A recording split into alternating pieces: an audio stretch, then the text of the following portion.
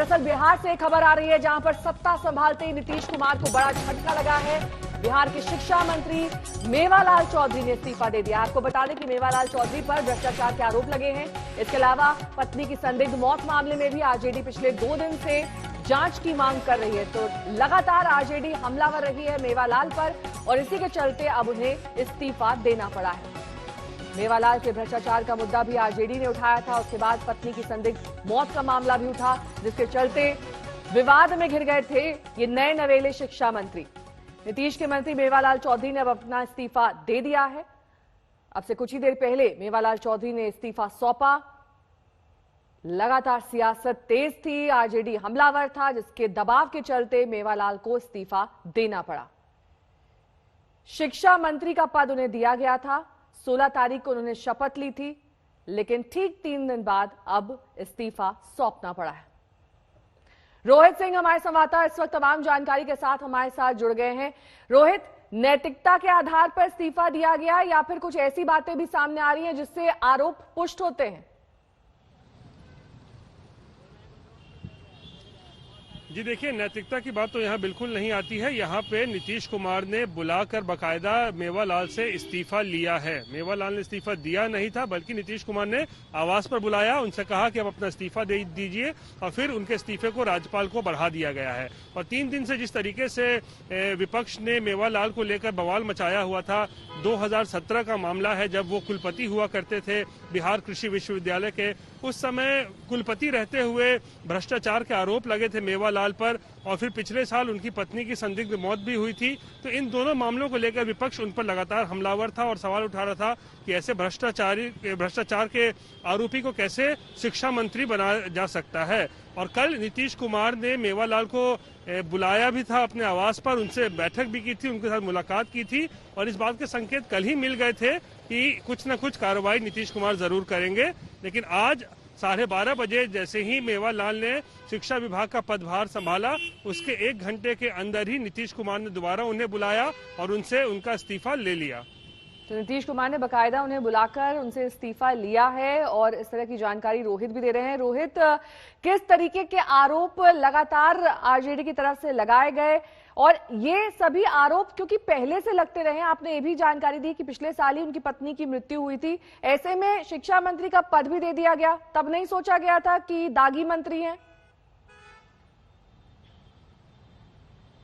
जी बिल्कुल, ये चूक नीतीश कुमार से जरूर हुई है, जिसकी वजह से नई सरकार बनते ही नीतीश कुमार जो है वो विवादों में पड़ गए मेवालाल को लेकर। दरअसल जब कृषि विश्वविद्यालय के कुलपति थे मेवालाल, उस समय 161 बहालियां की गई थी असिस्टेंट प्रोफेसर की, जो गलत तरीके से बताया जा रहा है कि मेवालाल ने किया था। उस मामले में उनके खिलाफ एफआईआर भी दर्ज किया गया था, जांच भी चल रही थी और इसी को लेकर जो विपक्ष है हमलावर था पिछले 3 दिनों से नीतीश कुमार पर भी और मेवालाल पर भी। इसको लेकर लालू प्रसाद ने भी जेल में बैठे बैठे जो है ट्वीट भी किया था इस पूरे मामले को लेकर और प्रेशर जो है, दबाव काफी बढ़ गया था नीतीश कुमार के ऊपर और उनके पास कोई चारा नहीं बचा था और आज आखिरकार उन्होंने मेवालाल को बुलाकर उनसे उनका इस्तीफा ले लिया है और उनका इस्तीफा राज्यपाल को सौंप दिया गया है।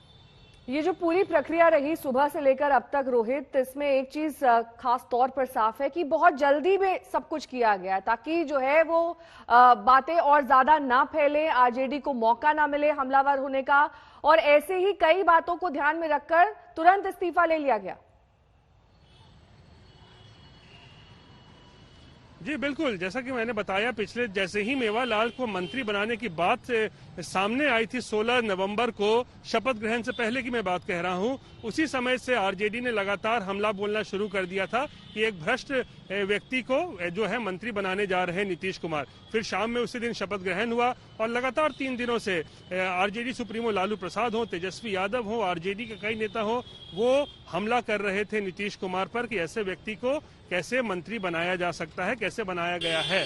और कल नीतीश कुमार ने मेवालाल को बुलाया भी था सीएम आवास पर, उनके साथ मुलाकात भी की थी, संकेत कल मिले थे कि कोई कार्रवाई होगी, लेकिन आज 12:30 बजे मेवालाल ने शिक्षा विभाग का पदभार ग्रहण कर लिया। तो ऐसा लगा कि मानो कुछ हुआ ही ना हो, उन्होंने पदभार भी ग्रहण कर लिया, लेकिन 1 घंटे के अंदर ही नीतीश कुमार ने दोबारा मेवालाल को आवास पर बुलाया और उनसे उनका इस्तीफा ले लिया। कहीं न कहीं डैमेज कंट्रोल की भी जो है वो कोशिश यहाँ नीतीश कुमार की तरफ से की गई है कि ये पूरा विवाद जो है और ज्यादा न बढ़े, सरकार की और फजीहत न हो।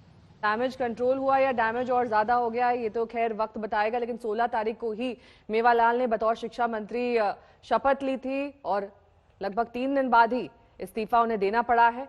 मंत्री बनते ही भ्रष्टाचार के कई मामले उनके खिलाफ आरजेडी ने मुद्दा बनाकर उठा दिए, जिसके चलते मेवालाल को इस्तीफा देना पड़ा है। शिक्षा मंत्री उन्हें बनाया गया था और हमारे संवाददाता जानकारी भी दे रहे थे कि पत्नी की संदिग्ध मौत का मामला हो या फिर टीचर्स की बहाली का मामला, दोनों ही मामलों में विपक्ष ने उन्हें घेरा था और इसी के चलते नीतीश कुमार को यह फैसला लेना पड़ा कि 16 तारीख को शपथ के बाद आज 19 तारीख को इस्तीफा मंगवा लिया।